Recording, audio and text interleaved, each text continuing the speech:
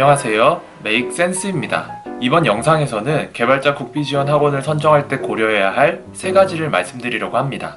본격적으로 주제에 대한 얘기를 나누기에 앞서 국비지원 교육과정을 선택하기 전에 반드시 선행되어야 하는 것을 먼저 말씀드리고 시작하려고 하는데요. 스스로 정말 희망하고 있고 적성에 맞는 직무가 어떤 것인지 먼저 신중하게 고르신 후에 국비지원 교육과정을 선택하셔야 한다는 것입니다.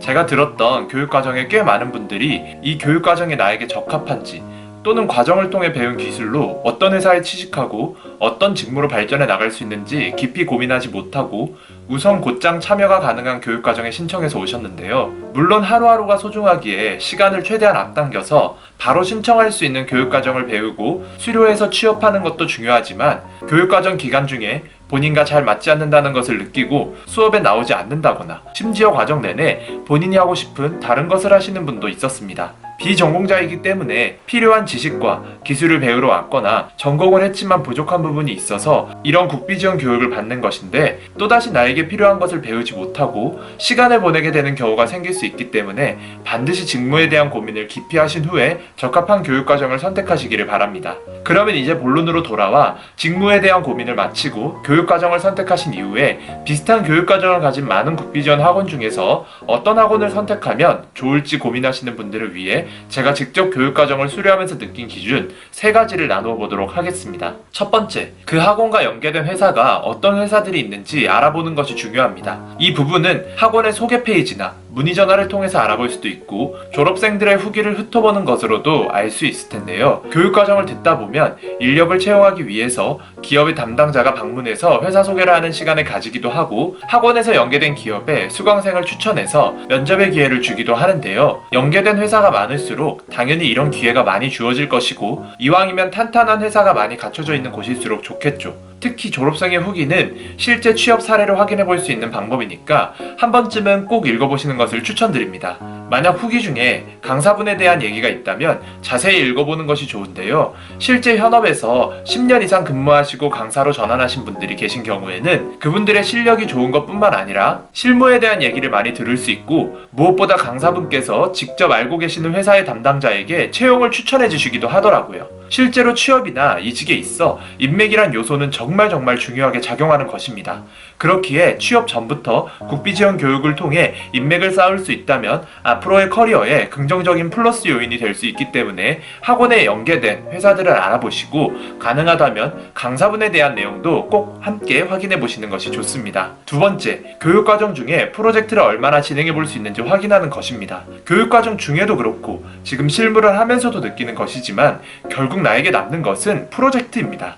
교재의 내용을 배우고 강사분들이 설명해 주시는 스크립트를 따라 작성해 보는 것은 감을 익히는 정도라면 충분한 곳이라고 생각합니다. 처음에는 콘솔에 헬로우 월드를 찍는 것만으로 뿌듯하고 별을 찍거나 구구단을 만드는 것도 너무 어려워서 강사분들이 작성하신 스크립트를 따라 작성하면서 이해하는 시간이 필요하지만 그런 과정이 너무 길어지면 빨리 실력을 키우는 것이 어렵습니다. 직접 프로젝트를 진행해 보면서 기획부터 개발까지 스스로 고민하고 과정 중에 여러 가지 문제들이 부딪히고 필요하면 저녁에도 늦게까지 남아 끙끙거리며 해결 방법이나 우회 방법을 찾아서 다양하게 시도해보는 것이 기억에 오래 남아 온전히 내 실력이 될 수 있습니다. 그리고 이렇게 해서 어떤 모습이든 결과물을 만드는 프로젝트가 이력서에 한 줄이라도 더 추가하거나 면접 때 조금이라도 더 어필할 수 있는 경험이 될 수 있습니다. 저도 교육과정 동안 다양한 컨셉으로 진행한 프로젝트들이 있었기 때문에 면접 때 당시 프로젝트를 진행하면서 사용한 언어, 플랫폼, 문제 해결 방법 등에 대해서 얘기하며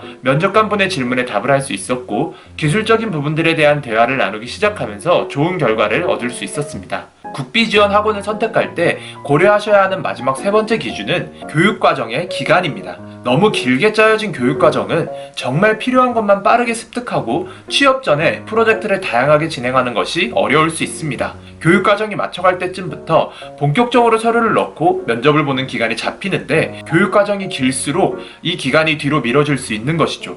교육과정이 길면 배우는 내용도 많고 프로젝트도 많이 수행할 수 있어서 좋지 않을까 하고 생각하실 수도 있지만, 제가 실무를 하면서 느끼는 것은 실무는 배우는 것과 다르다는 것입니다. 아무리 오랫동안 교육과정을 거치며 배우더라도 회사에서 직접 만나는 업무는 교육과정 중에 진행한 소규모 프로젝트와는 차이가 많이 있고 새롭게 배워야 하는 것도 많습니다. 그렇기 때문에 감을 잡을 수 있는 정도와 어느 정도 대화가 통할 수 있는 수준의 교육과정만 마치고 취업을 하는 것이 좋다는 말씀을 드리고 싶습니다. 오랜 교육과정으로 시간을 보내기보다는 빨리 취업을 해서 내 월급 받으면서 경력 쌓는 것이 당연히 더 좋다는 것은 굳이 말할 필요도 없을 것이고요. 반면 또 너무 짧은 기간의 교육과정의 경우에는 교육과정 동안 배우는 내용이 부실하고 프로젝트 하나 제대로 마무리하지 못하고 끝나버리는 경우가 생길 수도 있습니다. 제가 다녔던 곳에서는 이전에 3개월 기간의 자바 교육을 받고 오신 분이 있었는데 배운 내용이 부실해서 활용하기도 어렵고 결국 취업이 안 되어 다시 새로운 교육과정에 참여하신 경우였습니다. 사실 이 적당한 교육과정 기간이라는 정의를 내리는 것이 각자의 기준이 다 다를 수 있기 때문에 어려운 것이고, 어떤 과정인지에 따라서 필요한 교육기간의 차이가 있겠지만 참고하실 수 있도록 제 경험을 말씀드리자면, 제가 수료한 소프트웨어 개발 과정은 6개월의 교육과정에 프로젝트를 3개 정도 수행할 수 있었는데 개인적으로는 적당한 기간과 커리큘럼이었다고 생각하고 있습니다. 만약 취업을 목표로 하고 계시는 회사가 있다면 그 회사의 신입 공채 일정에 맞춰서 마무리될 수 있는 교육과정을 제공하는 학원을 선택하는 것도 좋은 방법이 되지 않을까 생각합니다. 이렇게 이번 영상에서는 많은 국비지원 학원 중에서 좋은 학원을 고르기 위해서 고려해보아야 할 점들에 대해서 나누어 보았는데요. 국비지원 학원을 통해 취업을 준비하고 계시는 분들에게 조금이나마 도움이 되었으면 좋겠습니다.